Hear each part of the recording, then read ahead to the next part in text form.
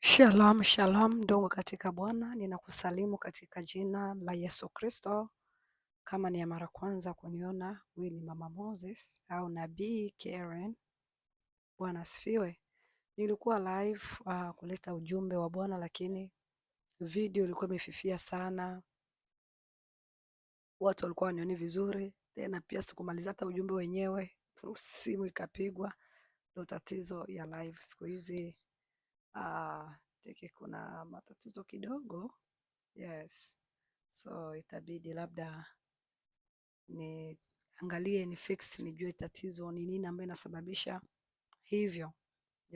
Itabidi nitengeneze. Haleluya. So hiyo ndo sitaki mwanga uwe mkali sana. Sasa ndugu zangu katika Bwana, natumainia wote ni wazima, na leo ni tarehe 2 mwezi wa kwanza mwaka wa 2026. Mshukuru Bwana Yesu Kristo kwa ulinzi, kwa vita vikali ambavyo Baba yetu wa mbinguni Yesu Kristo ametupigania. Yaani ametupigania vingi sana sana. Tujue tuseme nini kwa ulinzi, kwa ukingo. Bwana ametupigania na vita vikali. Vita vikali, yaani tujue tuseme nini. Na kuna wale ambao wao imani yao ni kwamba inawaambia ukimshukuru Mungu tarehe 1, yaani ni sherehe ya kipepo, ni sherehe ya hapana. Kumshukuru Mungu kwa kukulinda sio vibaya. Usisherehekee kama mpagani, kwenda tu kujionesha kwenye ile mikutano yao ya usiku, makesha ile ya unakuta ni fujo tu, vurugu au nini. Inabidi usherehekee tofauti. Inabidi yako hiyo ya kimaombi. Maombi ya shukrani. Kumuuliza Bwana kwamba Mungu ulinzi. Haleluya. Huwa napenda live kwa sababu unakuta unaimba. Nilikuwa naimba Mungu wa wokovu namba 305. 305 nyimbo za wokovu. Nitaimba tu kwa ufupi kwa sababu video mara nyingi inakutaga ina stop, inakupaga madakika. Kwa sababu vitu ni vingi sana kwenye simu yangu. Na video ni mengi. Nitakwenda kuimba hiyo nyimbo za wokovu. Amen. Sifa na sifa ninakupa Yesu, kweli nimwimbie Mungu. Sifa na sifa ninakupa Yesu, kweli nimwimbie Mungu. Sifa na sifa, sifa na sifa kwa Yesu. Sifa na sifa, sifa na sifa kwa Yesu. Maombi yangu Bwana yakufikie, Mungu wa heri yangu. Maombi yangu Bwana yakufikie, Mungu wa heri yangu. Sifa na sifa, sifa na sifa kwa Yesu. Sifa na sifa, sifa na sifa kwa Yesu. Shalom, shalom, Bwana asifiwe.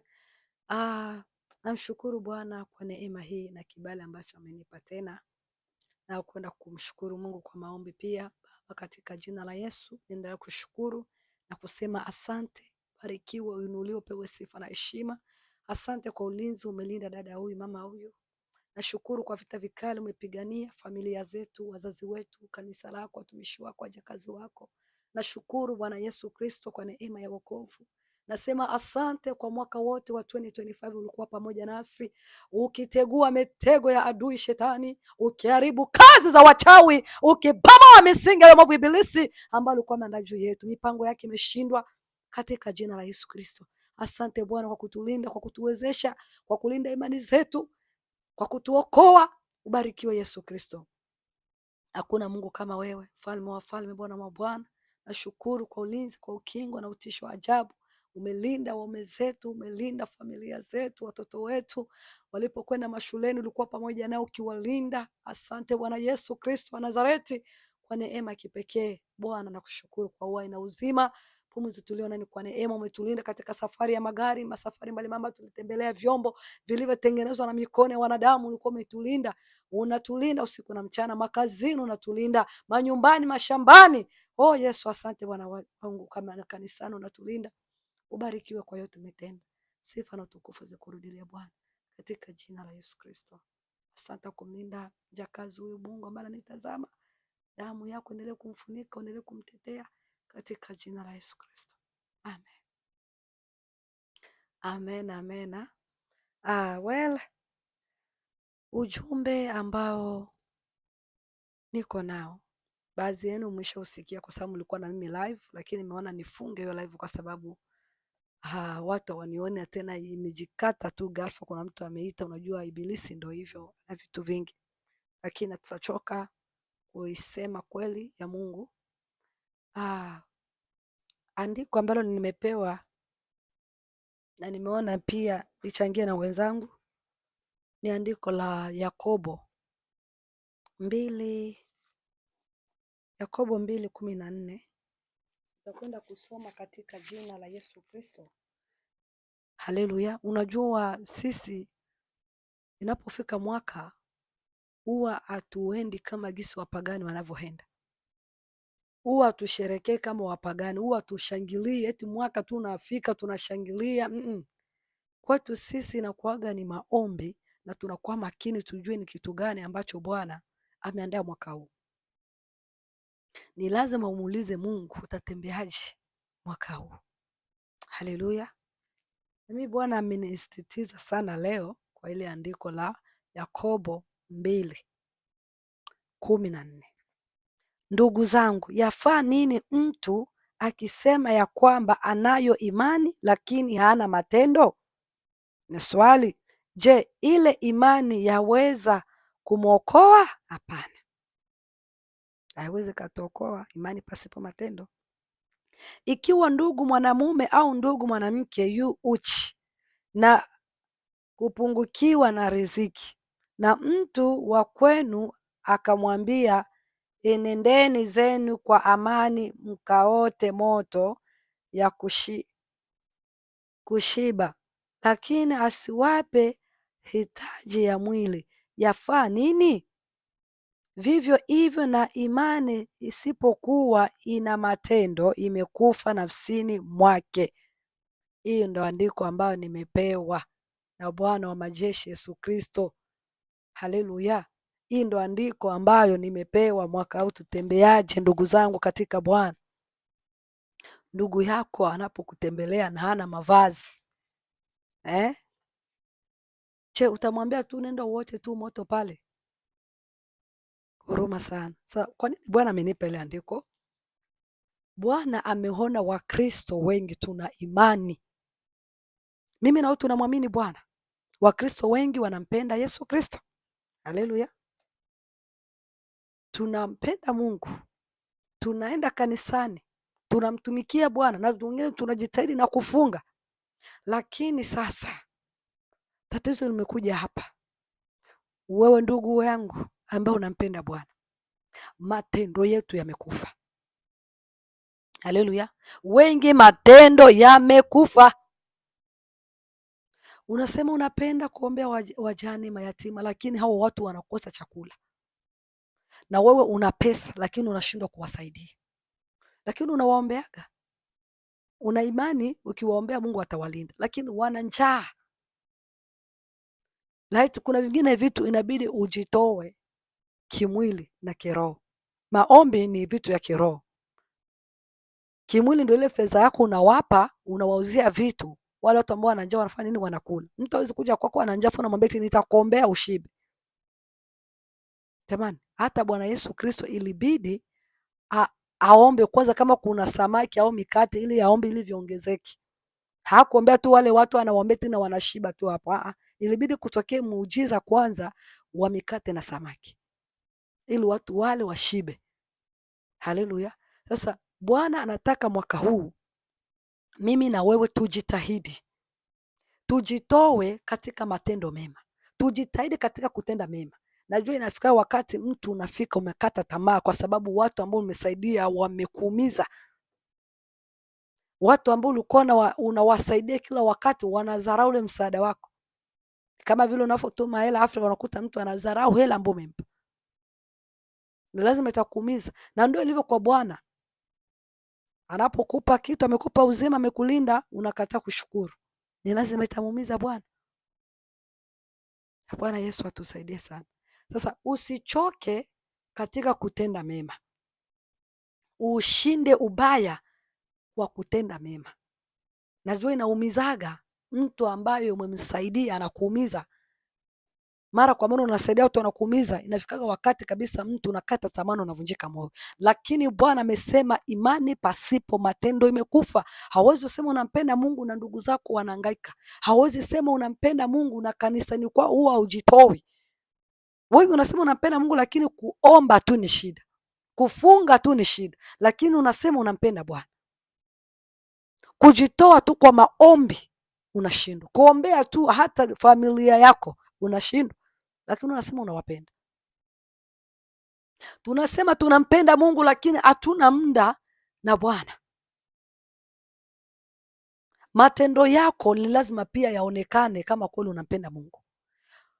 Lazima matendo yaonekane ya kwenda ibadani. Hiyo ni matendo, tutaona kweli fulani anaendaga ibadani, huyu mama anaendaga ibadani, huyu mama anafungaga, huyu mama anaombaga sana. Lakini wengi tunasema tunampenda Kristo, lakini matendo yetu yafanani ya Kristo. Oh, haleluya, Bwana atusaidie. Tunasema tunampenda Bwana wa majeshi, lakini tabia zetu haziendani na maneno ya Mungu. Tabia zetu haziendani na maandiko matakatifu, lakini tunamkiri Bwana. Wengi mumebatizwa, mumepokea vipawa, lakini tabia, matendo bado hayajafanana na neno la Mungu. Imani pasipo matendo imekufa. Hana tuseme unampenda Mungu kuanzia asubuhi hadi jioni, na kama hakuna yale matendo, kuomba, kuogopa dhambi, kuishi maisha matakatifu, kulea yatima wajane, kukaribisha wageni, kuwa na moyo wa ibada, kama hauna hivi vyote vitu ndani mwako, wewe tayari imani yako ni sawa na bure. Ni kama vile Muislamu ambaye anasema kila siku ala, lakini amemkataa Kristo. So imani yake ndani ya ala imekufa kwa sababu amemkataa Bwana. Matendo yake pia tu yenyewe yanamkataa Kristo. Anakuambia Kristo sio Mungu, anasema Muislamu anakuambia Kristo ni nabii. Haleluya. Eti wanamwamini kama nabii wa Bwana. Na japo wanasema ni nabii, lakini wanamkataa. Wakiona Biblia hawawezi, wanaikataa. Sasa matendo yao tu inaonyesha hao watu hawampendi Mungu. Haleluya. Na ndo tulivyo wa Kristo. Na maana Bwana amenipa ile andiko, huu mwaka mimi na wewe tujitahidi matendo yetu pia ya ubiri. Matendo yetu pia yalete kwa watu wa Kristo. Kuna wakati tunafukuza watu na watu wanashindwa kubadilika kwa sababu ya vitabia vyetu vibaya. Haijalishi tunaomba sana, tunakesha sana, lakini kama matendo yetu hayaja mfanana Kristo, tunaweza tukajitaibisha bure. Haleluya. Nimekuwa najiuliza, hata inabidi kwanza na sisi pia tujiangalie. Okay, habari njema inahubiriwa.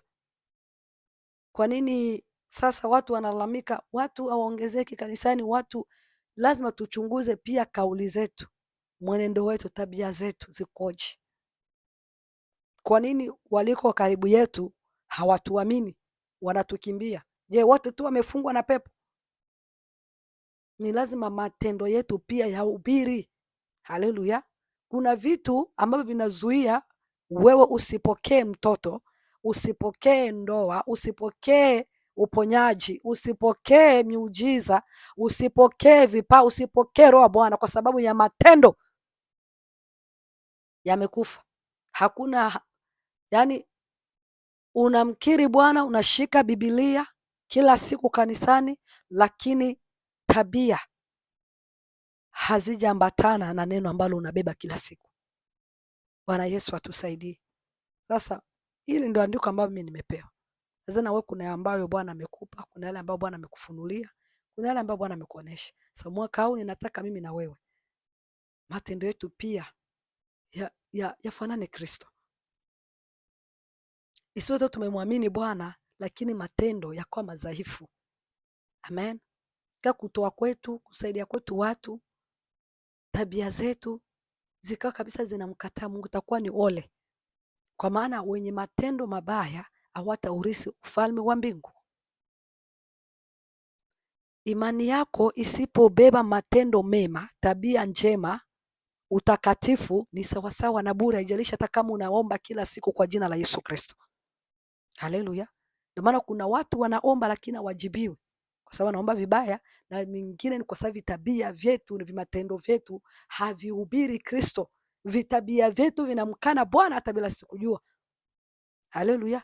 Ndio maana ninakuomba mwenzangu, ndugu yangu, rafiki yangu, matendo yako pia yahubiri Kristo.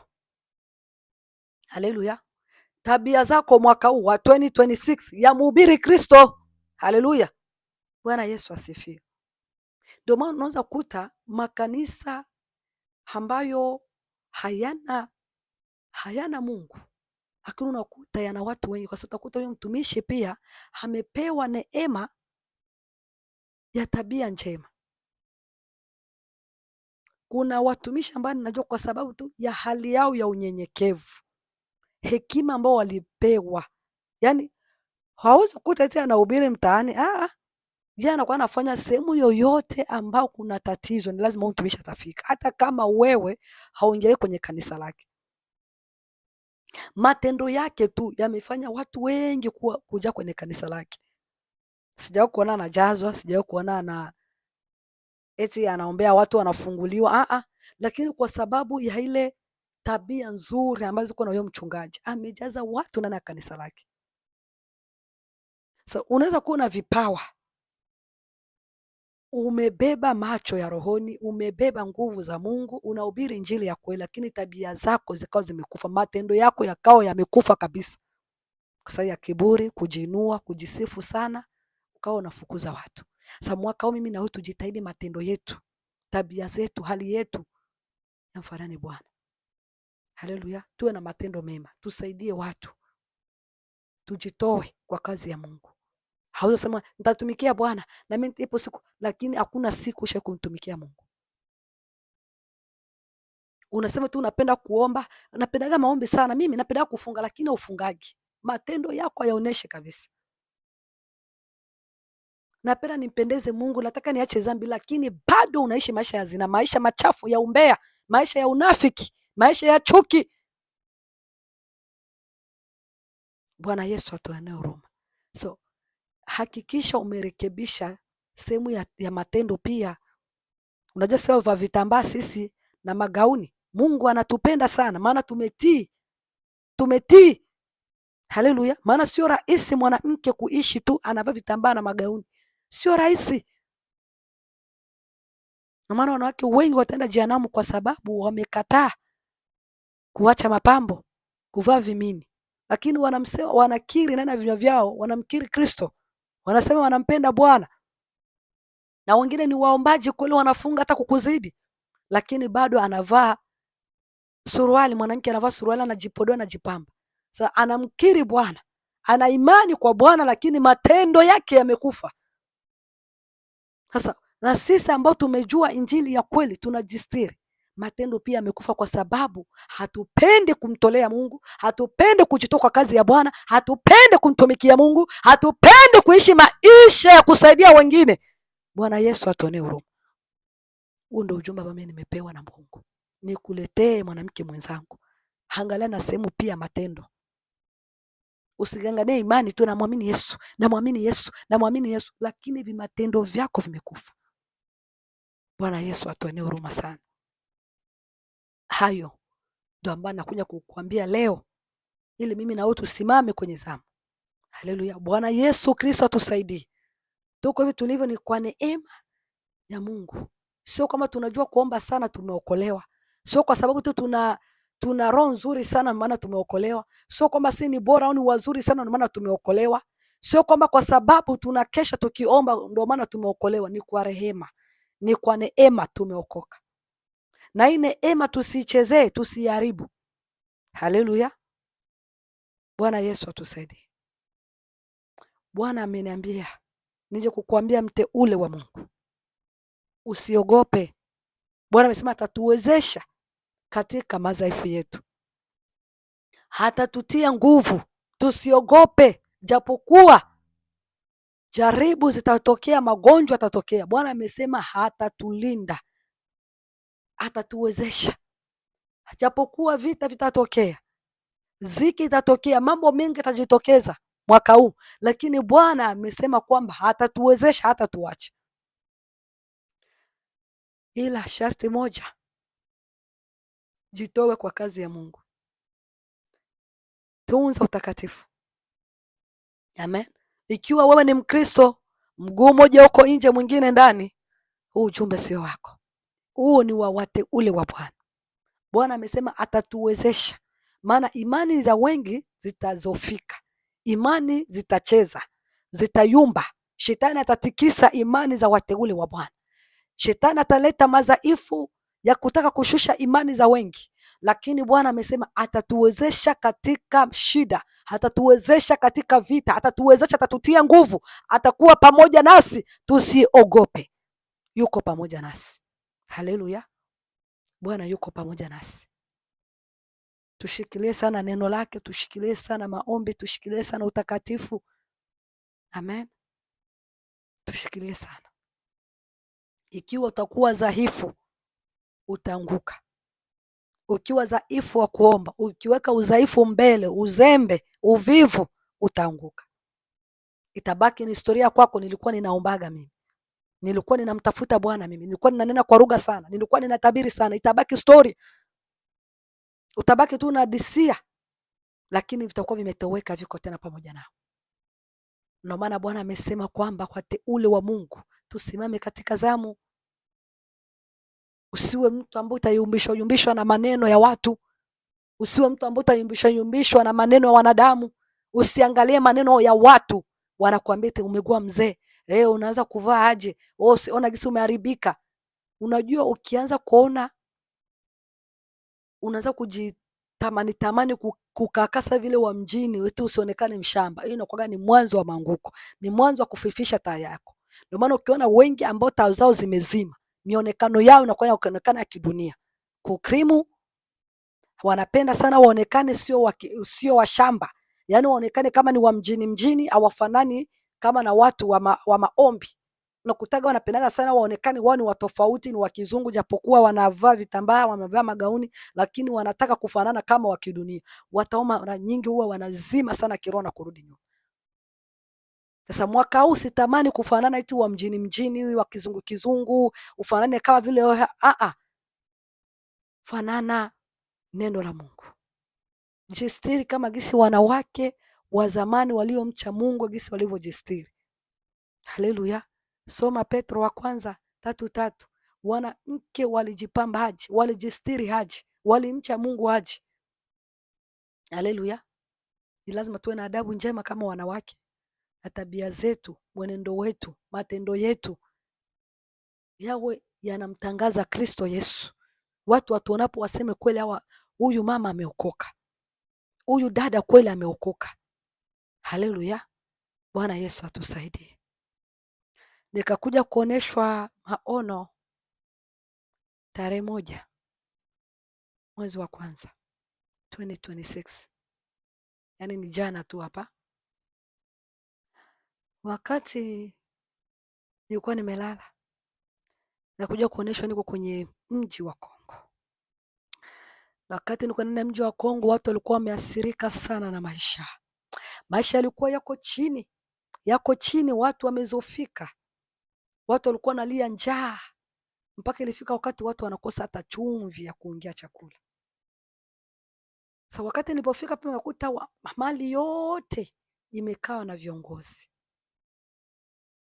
na viongozi ndio walikuwa wao na maisha mazuri, lakini raia wenye nchi walikuwa wamezofika sana. Sasa nikafika pale, nilikuwa na gari la wazi, Nikaanza kuambia viongozi wa kila warudishe chumvi, warudishe. Nikaona watu wameanza kurudisha, nikajaza gari lote. Baadaye ilikuwa sasa ile chumvi ya kusagiwa, nikaanza kuigawa kwa watu, wakafurahi sana. Watu wakafurahi, wakamtukuza Bwana. Baadaye ikasema bado inabidi umlete zingine. Nikaona watu wameanza kuleta sasa na chumvi kama ya mawe, lakini aina kama ya gold, kama ya dhahabu, diamond. Lijua kama la dhahabu. So ilikuwa inabidi pia hilo nalo nilitengeneze, maana ilikuwa kama vile ambayo imetoka kwenye udongo hivi. Silikuwa inabidi nikaanza kuambia walete, wakaanza leta, wanakusanya, wananiletea pale. Sasa wakati wananiletea, kukakuja kijana kamoja na katoto hivi, kijana kale ka miaka 5 au 6. Kaanza kuniambia, nataka unipeleke nyumbani kwa sababu nyumbani kwetu wananitesa sana. Nyumbani wananitesa. Mama wangu anakuwa ananitesa sana. Nikienda hivi nyumbani watanipiga na kwa sina raha. Nikaanza kumuhoji, unatesewa sana? Ndio nateswaga, napigwa gas, kula kwangu shida nini. Nikasema nikaacha vile yote vitu ambavyo alikuwa anasaidia watu pale, nikaanza kuelekezana na huyo kijana kwa katoto. Nikaenda naye, baadaye nikaanza kufika mimi, nikaanza kumuhoji. Nikaanza kumwambia, unaishi aje katika hii familia? Akasema unajua wanakuwa wananifundisha vitu vingi. Akwambia, wanakufundisha vitu gani? Vitu vya vibaya, vitu kama vya giza giza. Akwambia, wanakufundisha uchawi? Eti ndio. Ushaua watu? Akataka sasa, lakini mwisho akaanza kujifungua sasa. Ndio. Na kwa nimeshaua watu sana. Nisha wengi tu ambao nimefundishwa huko. Baadaye tukaongozana naye mpaka kanifikisha kwao. Nilipofika kwao, kwanza kabla tu sijafika kwao, jirani wao alikuwa na mbwa. Kaza kunifuatilia nirukie kama 2 hivi. Baadaye nikapiga mmoja akakufa. Nikaua hiyo mbwa ambao nataka nirukie. So baada tu hapo tunaongea na hiyo familia, huyo kijana akakosa ameingia chumbani, kabaki sana naongea na huyo mama yake.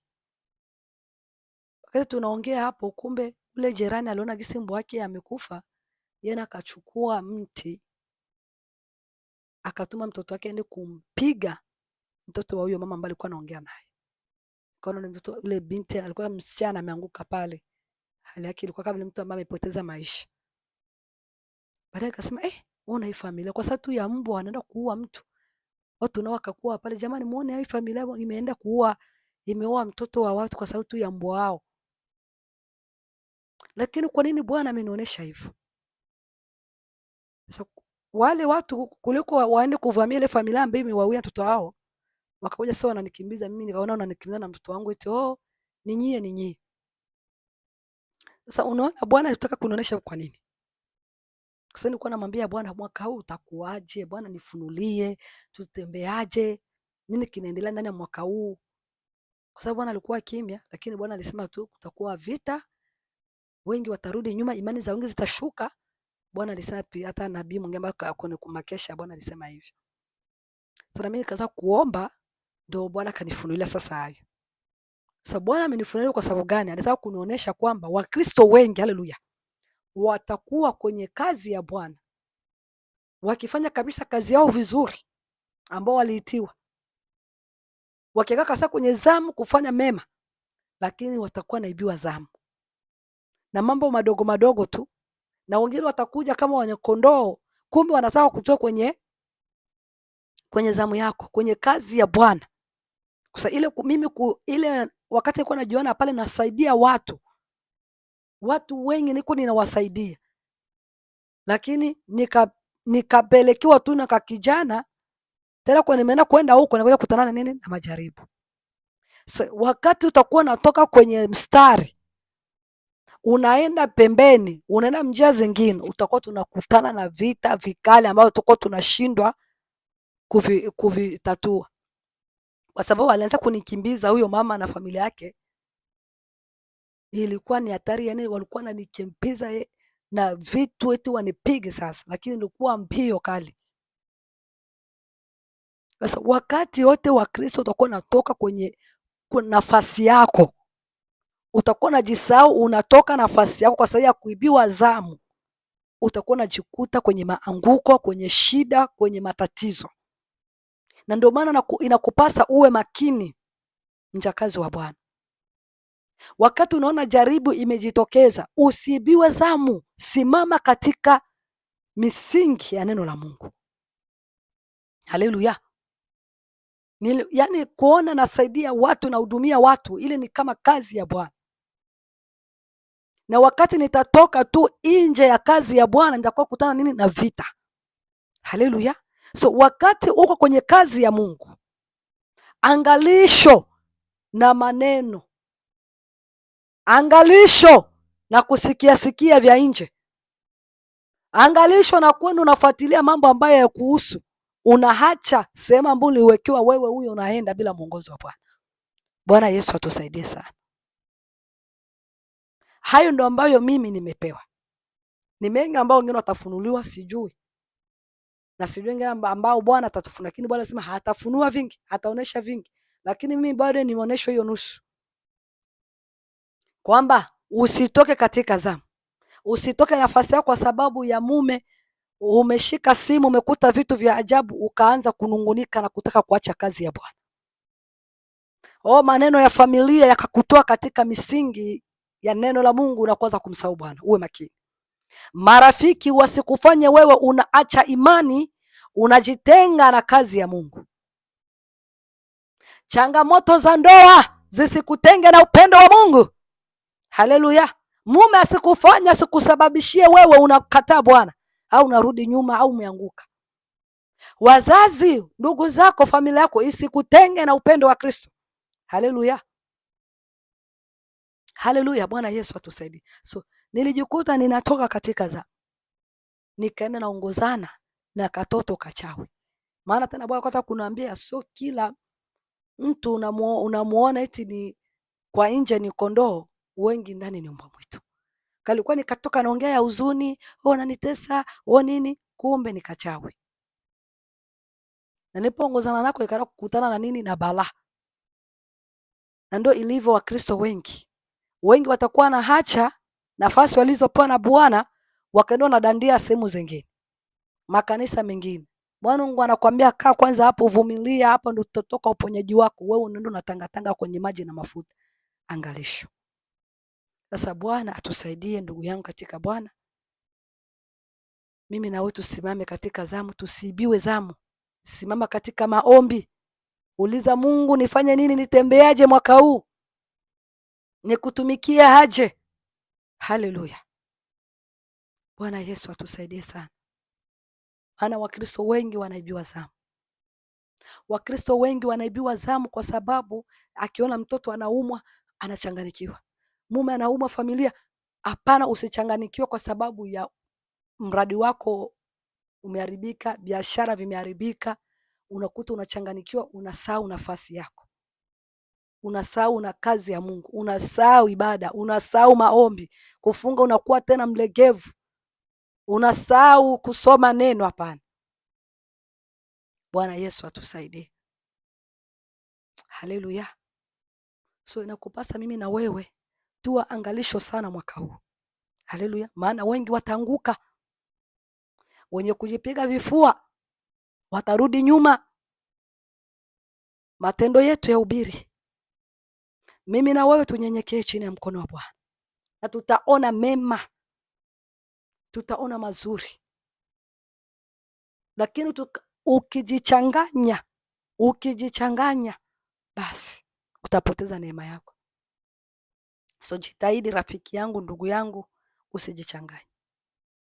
Maana tayari vita vimeanza. Unaweza kuwa usivione, lakini sio watu wameshaanza kuviona. Unajua miaka gisi inavyoenda, na ndio vita inaendelea inaongezeka katika ulimwengu wa roho mpaka itafika unyakuo.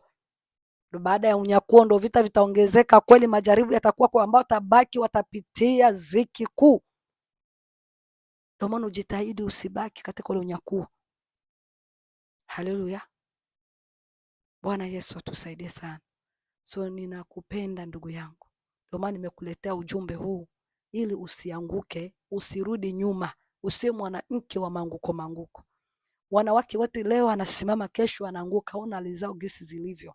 Mara nyingi shetani huwa anawatumia sana kwa kuleta mafundisho ya kupotosha, kwa kujinua, kuongea kwao. Unakuta wanajinua, mara achubue ngozi, mara avae manguo ya kubana, kwa sababu ya kila wakati kumliza Bwana. Usiwe mwanamke wa kumfanya Bwana au anaumia kila siku kwa sababu yako. Jitahidi mwaka huu wa tofauti. Wanawake wengi wanapitia majaribu mbalimbali, ni kwa sababu ya tabia mbaya. Tabia mbaya zinafungua milango ya mapepo. Tabia mbaya zinafungua biashara kuharibika. Tabia mbaya zinafungua mapito, majaribu mbalimbali, inafungua magonjwa. Tabia mbaya zinafanya hatuendelei kiroho, hatusonge mbele. Unafiki unafunga baraka zetu. Na maana nakusii, omba Mungu endelee kubadilika mwaka huu. Omba Mungu pale ambako ulikuwa unaona unashindwa, Mungu akusaidie. Usiombe tu vipawa na kati tabia zako bado na matendo yako yamehoza. Haleluya. Omba pia Mungu apate kukubadilisha. Haleluya. Unapokuwa na tabia njema, unapotenda mema, Mungu anakuongezea hata miaka ya kuishi. Haleluya. Kuna watu ambao Mungu aliwabariki miaka ya kuishi, wanaishi miaka nyingi kwa sababu ya kusaidia watu wasiojiweza, wa kuonea wengine huruma, kujitoa kwa wengine. Haleluya. So Mungu wetu Yesu Kristo hatuwezesha, atutie nguvu ili tuendelee kumpendeza. Upendo wa Mungu wa kweli ukae ndani yetu. Sio tunamkiri tu Bwana kila siku, Yesu Yesu Yesu, lakini huyu Yesu ambao tunamkiri ndani ya vinywa vyetu hatuishi sawasawa na mapenzi ambayo yeye anataka situishi. Tunakataa matendo ya Bwana, lakini tunamkiri kila siku. Bwana Yesu atusaidie. Tunashauri wengi, tunaonya wengi, lakini sisi wenyewe tumejiacha nyuma. Ni lazima mimi na wewe tujiangalie katika safari, usije kuwa kilalo. Huwa ninakuwa angalisho sana, Bwana unifunulie nisiwe kilalo. Nifunulie Baba, nipate kukiri, nisirudie mabaya tena. Haleluya. Usitumike kiuzembe, maana wazembe hawataurithi ufalme wa mbingu. Wavivu hawataurithi ufalme wa Mungu. Haleluya. Wenye matendo ambayo yamekufa hawatamuona Bwana, hawataurithi ufalme wa Mungu. Haleluya. Hivyo ninakuomba, haleluya, mjakazi wa Mungu, haijalishi unaishi wapi, haijalishi uko nchi gani, kabila gani, lugha gani, lazima matendo yako yafanane Bwana. Maana imani pasipo matendo imekufa.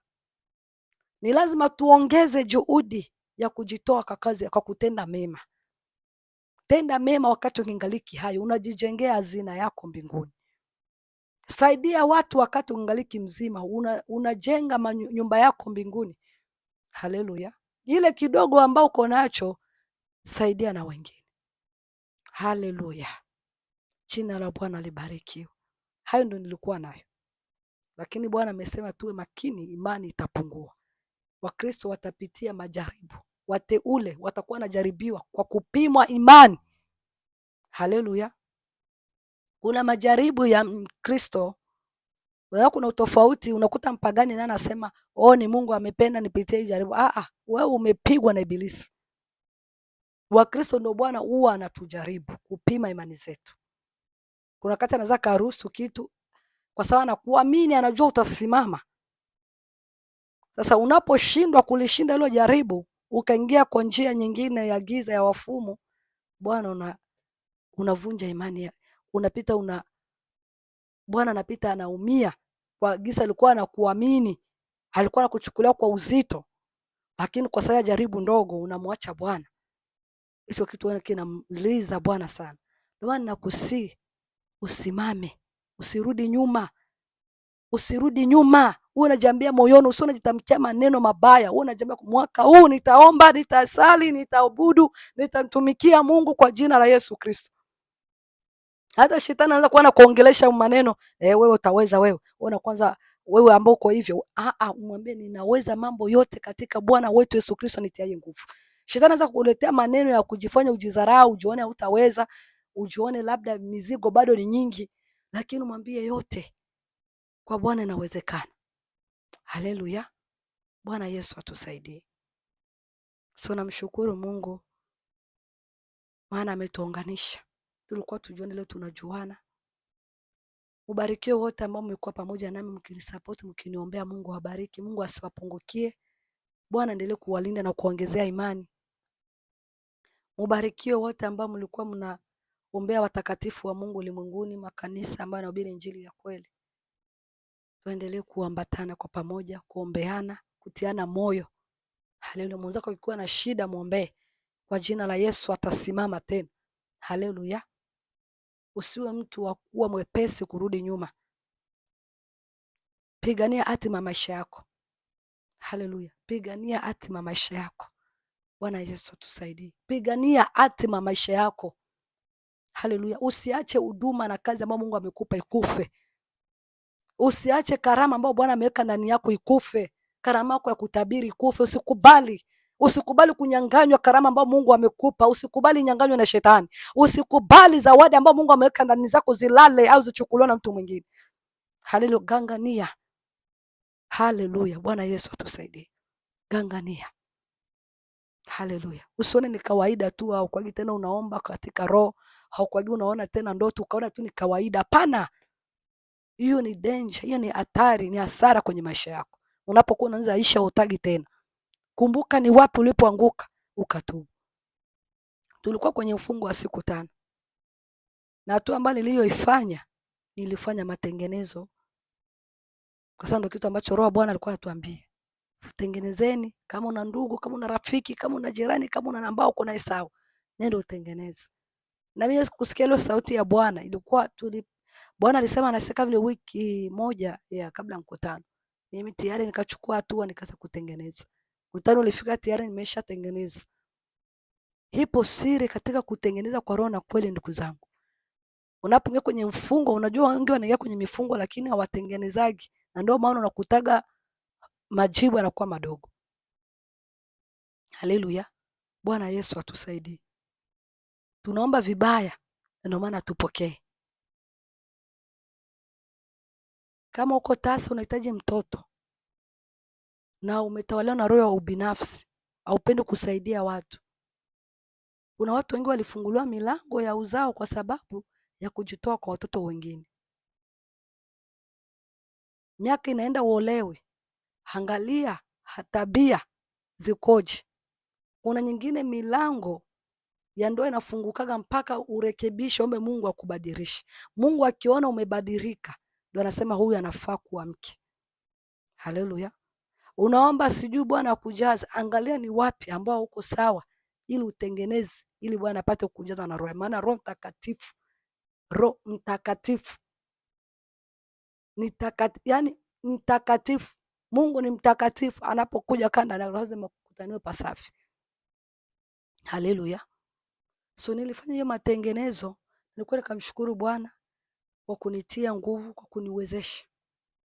Ni vingi ambao watu walipokea kwenye fungo, lakini wakati Roho Bwana tulikuwa kwenye ibada, Bwana alinionyeshaga wengine wameanza kufukia karama zao. So zile karama kwenye huo mfungo watu walipokea karama za ajabu sana, lakini zitaonekana mwaka huu.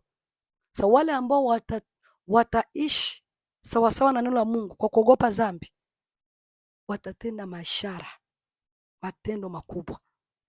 Kuna moja itaanza kuonekana mwaka huu, yale maishara na maajabu ambao Bwana amekuwa ameyasema kwamba ishara hizi zitafuatana na waaminio. Kwa jina langu watatoa pepo wachafu, wataombea wagonjwa nao watapata afya. Haleluya. So zitatendeka, lakini mpaka sisi wenyewe tena tujitahidi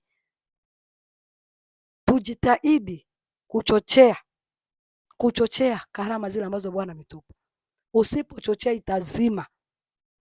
Utaweza kusema nilitabiriwa vya uongo, kumbe ni wewe mwenyewe ulizima kipawa cha Mungu ambacho alikuwa ameweka ndani yako. Huwa tunaharibu vipawa vya Mungu ndani yetu sisi wenyewe. So kuna wale ambao mwaka huu wataharibu ile neema ya karama za Mungu ambazo ziko ndani wao, watazizima wenyewe na kuziua wenyewe. Bwana Yesu atusaidie sana. So ndio hivyo nakusii Mwanamke mwenzangu, jitahidi kupigania mbingu. Haleluya. Mimi na wewe tujitahidi sana, na pia tutakuwa najitahidi. Bwana akikuwa ananipa nafasi on Wednesday, tutakuwa tunaombea mahitaji mbalimbali, mahitaji ya ndoa, kukomboa ndoa nyingi Ibilisi amezifunga. Kuna watu wanaishi miaka lakini ndoa yao imefungwa lakini hawajui. Kuna watu wanaishi na watoto lakini watoto wao wamefungwa lakini wazazi hawajui. Unaweza kuwa unaishi na mume wako lakini mume wako amefungwa na roho chafu lakini hujui. Unaweza kukuta mlevi sana, mzizi sana, mwenye maneno sana, muongo sana. Tabia zingine unaona hazieleweki mpaka unasema kwa nini nimeolewa na huyo mtu. So kuna roho fulani, kwa sababu nilikuja kuoneshwa, nilikuwa kwenye mfungo wa siku 3 kavu kabla tujaingia kifungo cha siku 5 kavu. Nilikuwa kwenye mfungo wa siku 3 kavu. Nikakuja sasa kufunuliwa jinsi gani adui shetani huwa anaharibu ndoa. Inakuwa ni mapepo. So nikaona pepo mbili. Wacha wako kwa mbali wakatuma mapepo, so wako naangalia hizo mapepo. Lakini Bwana akaniwezesha kwenye maono nikaua hizo pepo. So Bwana na hapo pale napita naelewa, kumbe ndoa nyingi zinaharibikaga sio kwamba eti ni mpango wa Bwana, kama eti huyo mwanaume ni mbaya, tabia chafu, au mwanamke eti ana adabu, eti ana tabia mbaya. Inakuwaga ni pepo ambaye inasukumiwaga ndani ya mtu. Inaweza kutupiwa kwa mume wako au kwa wewe. Sasa mume kama hana wokovu au hana hekima ya kupambanua vitu, hana ile karama ya kupambanua ndani yake, hataona wewe unamkosea, lakini hataona kile kitu ambacho Ibilisi amekusukumia. Na ndio maana katika maisha omba sana Bwana hakupe karama kupambanua vitu. Ishi ukiangalia vitu kwa mbali na sio kwa karibu. So unaweza kuwa unaishi na mtoto anakukosea adabu sana, heshima sana. Wewe ukaanza kutoa maneno ya laana machafu au ukakuwa unanungunika na kuumia sana juu ya huyo mtoto na kumnenea maneno makali. Lakini ukiangalia kwa mbali, ukiangalia kwa jicho la tatu, utakuta sio yeye, amesukumiwa roho chafu, na utaiona kabisa iko ndani mwake, yenye macho makali, sura ya mapembe ya Ibilisi. So utafikiria ni mtoto anakutukana, kumbe ni hilo lipepo ambalo liko ndani yake. Wewe utafikiria ni mume, hiyo macho yake kuwa nje, utafikiria ni yeye, kumbe ni ile pepo ambayo inampeleka zinizini na wanawake ovyo ovyo, ili maisha yake yao mafupi, ili akuache wewe mjane. Kwa sababu mwanamume ambaye anazinizini ovyo ovyo, roho Bwana amesema huwa haishi maisha marefu, maisha yake yanakuwa ni mafupi, huwa haoni uzee wake. Ni wachache sana ambao wamepata neema ya kuishi miaka nyingi, lakini wengi kwa sababu wametembea na wanawake wengi, maisha yao yanafupishwa. Bwana Yesu atuonee huruma. Na ndio maana nakusihi usiwe unatazama vitu kwa jinsi vilivyo. Fikiria, tafakari, omba Mungu akufunulie nini kinaendeka hapo. Unakuta na familia zingine watu hawapendani, wanatengana. Angalia kwa umbali nini kinaendelea hapa. Utakuta kuna roho ambayo umesukumiwa ili msielewane ndugu zako. Unakuta huyu asemeshani na huyu asemeshani na huyu. Sasa mwaka huu ninakusihi mwanamke mwenzangu, usiwe unaangalia vitu kwa mtazamo wa kitoto. Angalia vitu kwa mtazamo wa kiuzee. Unajua wazee wanakuwa na hekima nyingi sana. Unaweza kuona watoto wanafanya vitu vyao, lakini wao wanaangalia kwa mbali sana. Haleluya. Anaangalia wewe leo unafurahia leo, lakini yeye mwenzako anaangalia siku, wiki itatembeaje. Haleluya. Bwana Yesu atusaidie. Na ndio maana hawezi kuta au wazee wetu watumishi wa Mungu ambao walimtumikia Mungu kwa viwango vya juu, hawezi kuta na vinywa vyao wanatoa hizo kauli, ninawazidi karama nyie wote hapa, ninawazidi viwango vya kiroho nyinyi wote hapa, ninawazidi hekima, nawazidi. Hawezi ona wazee wetu ambao wametutangulia, ambao walipiga injili kwa viwango vya juu, hawezi kuta hizo kauli ndani ya vinywa vyao. Haleluya. Japo walikuwa na viwango vya uamsho ya juu, lakini ukiwachi mavideo zao hautakuta wana kauli za kujiinua. Haleluya. Bwana Yesu atusaidie. Ni kama vile una watoto wako. Hivi ushawahi kuambia watoto wako, watoto wangu ninawazidi akili nyinyi wote. Watoto wako watakuona wewe mama uko aje. Sema huyu mama ni nini, ni utoto. Yaani kwanza watoto wenyewe watakushangaa. Sasa mtu, na ndio maana kwa nini nimekwambia hivi? Ujiamini. Sio lazima uambie watu nina vipawa vingi, nina nguvu nyingi za kiroho. Wachawi leo watanikoma. Homba kwa imani, matendo yataonekana, yataongea.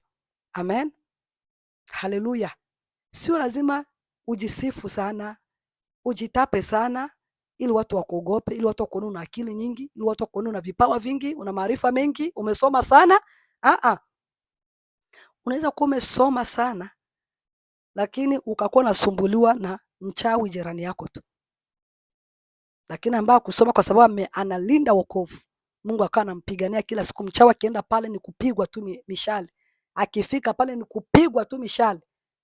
Haleluya. Na mwenzako hajasoma lakini ana ulinzi, na wewe umesoma, unajua vitu vingi, unajua kila kitu, ukawa kila siku ni magonjwa.